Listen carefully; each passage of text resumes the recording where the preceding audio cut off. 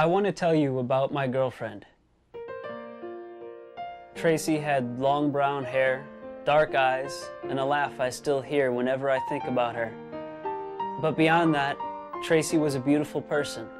She sang. She wrote stories and was one of the brightest, most energetic people I've ever known. About 3 months ago, I picked up Tracy at the coffee shop where she worked part-time.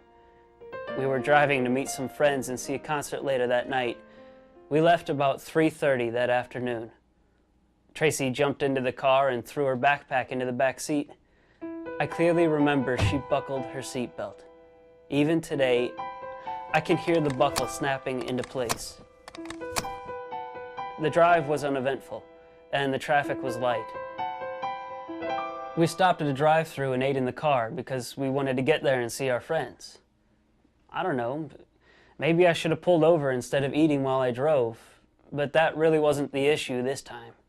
I guess I got lucky. Anyway, about 5 o'clock, Tracy tells me she's tired and wants to take a nap. No problem. Except she reclines her seat. She reaches over, pulls the lever, and lowers the seat back. No big deal, right? No big deal. I keep on driving, and we reach the city about 6 o'clock while it's still light. Tracy's still asleep with the seat reclined. I'm traveling down the street going less than 40 miles an hour. And that's when it happens. A ball. A stupid ball rolls out in front of the car, and I freak. I jerk the wheel, and we hit a pole. The next thing I know, I'm sitting in the car, kind of stunned. The airbag must have gone off, and my face is scratched, but I'm okay. I'm not seriously injured. So I look over at Tracy, and it's not good. She's not moving. Without going into a lot of detail, the police took my story while an ambulance took Tracy away. I found out later that evening that Tracy was dead. It turns out that reclining the seat back defeated her seatbelt. And even though I survived the crash with only minor injuries, Tracy was thrown forward so hard the harness broke her shoulder. Then, as she was falling back, the seat back came forward and hit her in the head so hard she died of brain trauma. People tell me I'm not to blame. I wasn't drinking, I wasn't speeding, I wasn't even talking on the cell phone. But I beat myself up about this practically every day. I wish I had known. I wish I had stopped her from reclining the seat. I found out later the owner's manual warns you about reclining the seats while driving. But I never read it. Who reads the owner's manual cover to cover? I just wish I had another chance. Anyway, now you know. Never recline your seat in a moving vehicle or let anyone you know do it either. Never. It's unsafe and it could get somebody disabled or killed.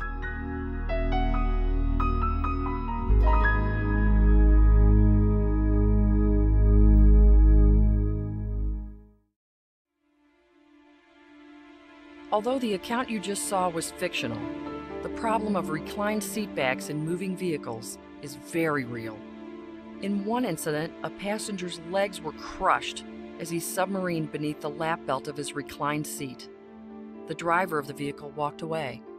Another passenger suffered irreversible brain damage, even though the driver, who had fallen asleep at the wheel, sustained few injuries.